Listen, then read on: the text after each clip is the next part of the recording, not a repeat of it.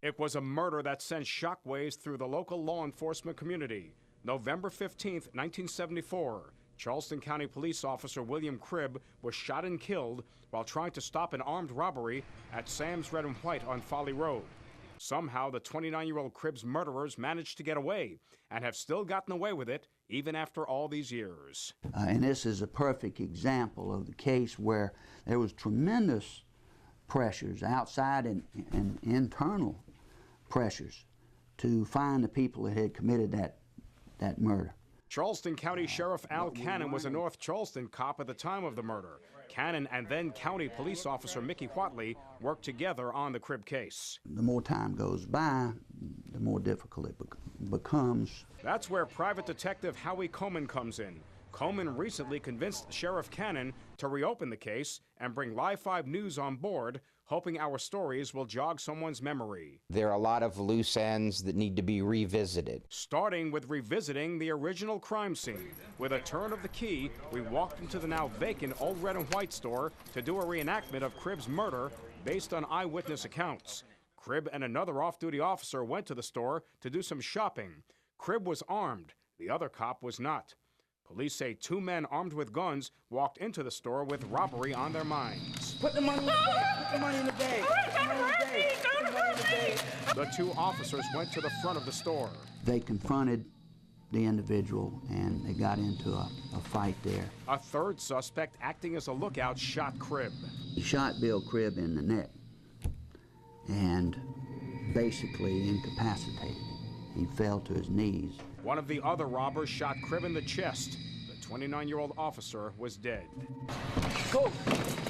The killers ran out of the store with cash soaked in Cribb's own blood, never to be seen again. Composite drawings of the suspects failed to flush out any leads. This is the original case file from Officer Cribb's murder. Soon, a new generation of investigators will take over the case, delve into these files, and hope to put a lid on it and solve it. With Howie Comen's help. There's some old leads that go to different parts of the country that could be revisited. Including the possibility the killers may have fled from Charleston to New York City. Cannon says in the 1970s, many local criminals had connections in the Big Apple. Another possibility, the suspects may have been part of a gang that was moving through town. It's kind of hard to explain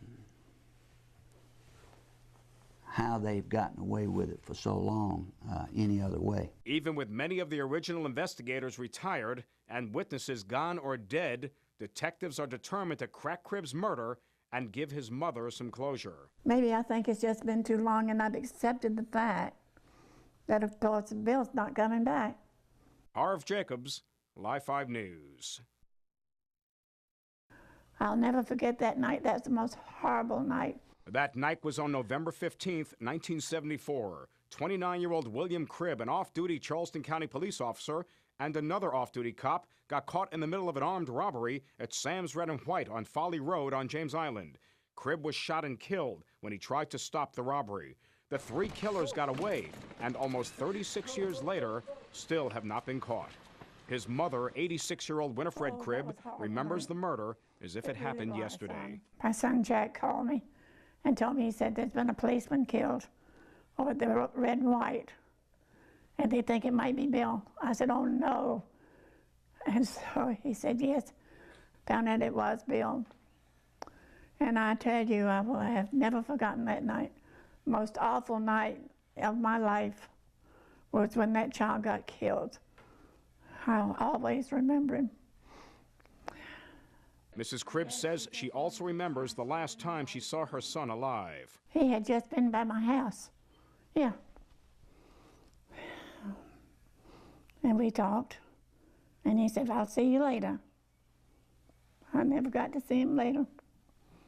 And she had to muster the strength to tell Cribb's then 3-year-old daughter that her daddy was dead. She was stood right there on the step and cried for Bill.